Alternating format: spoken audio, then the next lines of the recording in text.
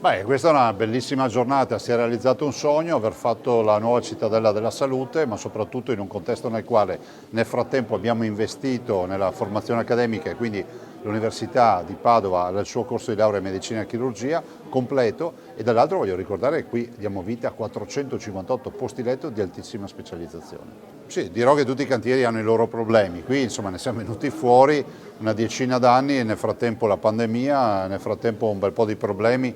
Non dimenticate che questo ospedale viene costruito fra l'altro in una zona di vincolo importante dal punto di vista paesaggistico, di vincoli territoriali, quindi in un'area delicata ed è giusto che il percorso si sia fatto rispettando tutte le regole. Sono 271 milioni di euro che direttamente o indirettamente peseranno sul bilancio pubblico. La parte diretta perché vengono erogati subito, quella indiretta perché comunque il privato verrà ristorato di quello che ha investito da parte sua, ovviamente con un ritorno.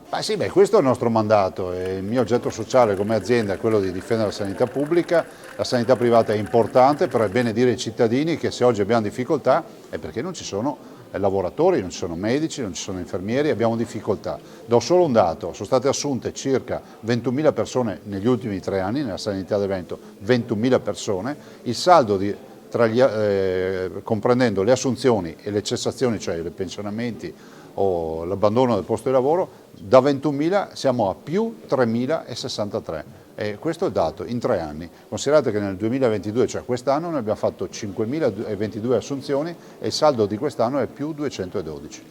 Ma noi passiamo da una sanità analogica a una sanità ormai ci siamo dentro a pieni, cioè che è una sanità assolutamente digitale, la sanità del terzo millennio, una sanità nella quale il cittadino barra paziente, ricordiamoci che abbiamo circa 600.000 ricoveri all'anno in Veneto e 400.000 interventi chirurgici, è un paziente che molto spesso arriva già con delle informazioni, arriva già avendo assunto tramite la rete molte informazioni utili ed è anche vero che molte tecnologie, nuove tecnologie del mondo digitale aiuteranno sempre di più a tenere vivo il cordone ombelicale tra la struttura sanitaria e il paziente. Penso a tutto quello che è la telemedicina. Pensate solo che il device, cioè il telefonino che noi abbiamo, tra poco ci darà un sacco di parametri biologici che si tradurranno in richiesta in bisogno di sanità. Il tema è sempre quello, mancano in Italia circa 45.000 medici. Quindi da questo dato si parte, se mancano vuol dire che siamo in deficit di erogazione di servizio. Troppo banale, banalizzare, perdonatemi il bisticcio di parole, banalizzare o liquidare la questione come stanno lasciando spazio al privato. Il privato ha gli stessi problemi nostri, ma il privato ha un vantaggio in più, che riesce a fare contrattazioni ad personam, che riesce a pagare di più, che riesce a spuntare prezzi molto più vantaggiosi quando compra servizi o attrezzature, visto e considerato che non ha le pastoie burocratiche che abbiamo noi. Assolutamente sì, come vedete è un intervento molto importante che va a rinsaldare sostanzialmente una serie di reparti che nell'attuale situazione erano dispersi. Pensate solo alle sale operatorie, abbiamo 8 siti di sale operatorie, ciò significa dispersione di lavoro, dispersione di energie e doppio lavoro per i nostri collaboratori.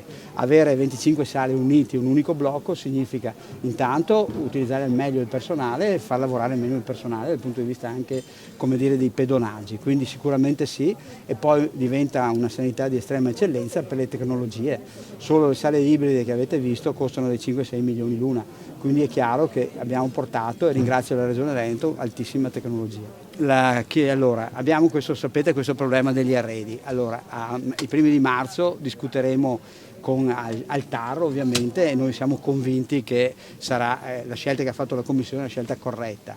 Intanto le sale operatorie sono pronte sostanzialmente, quindi noi pensiamo di partire, è anche una bella data il 1° di marzo, magari vicino alla primavera con le sale operatorie e quindi tutta l'area chirurgica, che significa chirurgia generale, che significa urologia, che significa le specializzazioni chirurgiche, e poi arrivare entro giugno a completare il blocco perché arrivano i mobili, quindi gli arredi di ufficio, gli arredi degli ambulatori, gli arredi delle sale di degenza eccetera, averli in modo tale da poter completare l'opera.